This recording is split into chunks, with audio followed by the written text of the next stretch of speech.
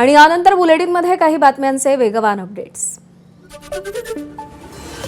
नीट पेपरफुटी प्रकरणात चौकशीला वेग, 6 जणांचे जबाब नोंदवले। संशयित खासगी क्लासेसची पोलिसांकडून सखोल चौकशी। नीट पेपरफुटी प्रकरणातील मनीषा वाघमारेकडे वेगवेगळ्या खात्यातून तब्बल 21 वेळा लाखो रुपये जमा झाले। या खात्यांचा अधिक तपास सुरू। लोखंडे आणि मनीषा यांच्यात अनेक संशयास्पद व्हॉट्सअप कॉल्स आणि टेलिग्राम मेसेजेस झाल्याचे देखील समोर।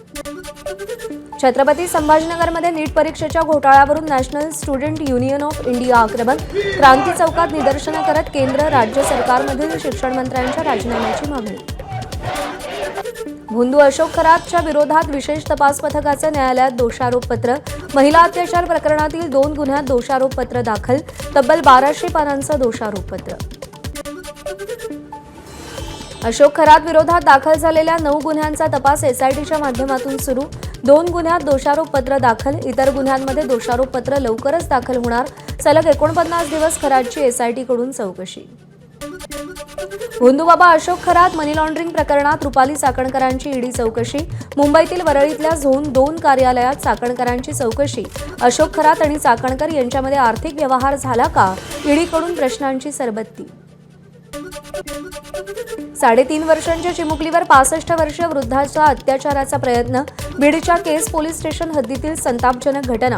कुटुंबियांच्या तक्रारीनंतर आरोपी विरोधात गुन्हा दाखल। भंडाऱ्यात प्रेमाच्या जाळ्यात ओढून अल्पवयीन मुलीवर अत्याचार। लाखनी पोलिसांनी आरोपीला नागपुरातून अटक केली।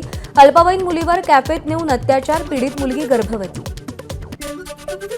बुलढाण्यातल्या शेगावमध्ये हॉटेलमध्ये काम करणाऱ्या महिला कर्मचाऱ्याचे अंघोळ करतानाचे फोटो काढून व्हायरल करण्याची धमकी देत महिलेवरती हॉटेल मालकाचा लैंगिक अत्याचार।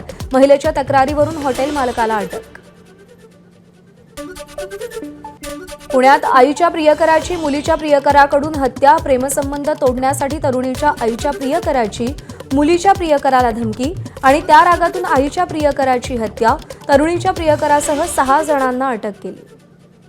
रायगडच्या माणगावमध्ये तरुणांच्या 2 गटात तुंबळ हाणामारी। एका मुलाला निर्जन स्थळी बोलवत त्याच्यावर तलवारीनं घाव। घटनेमध्ये तरुण गंभीर जखमी झाल्याची माहिती। माणगाव पोलीस ठाण्यात 7 जणांविरोधात तक्रार दाखल।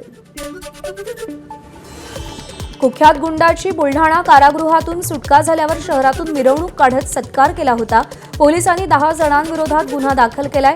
डॉक्टरला खंडणीसाठी धमकी देणाऱ्या विजय चिंचपुरेला अटक केली आहे। नागपूरमधील पब्लिको कॅफेला प्रशासनानं 15 दिवसांसाठी सील ठोकलंय।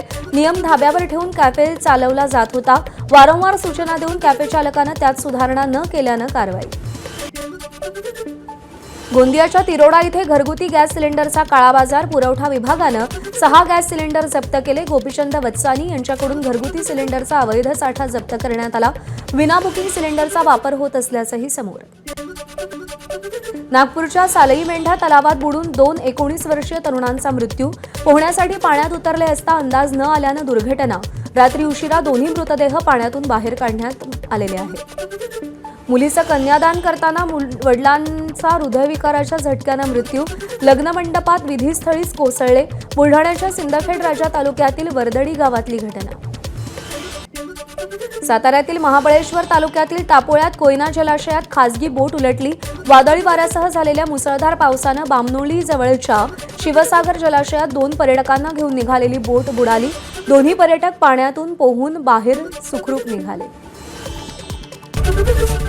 एबीपी माझा, उघडा डोळे बघा नीट।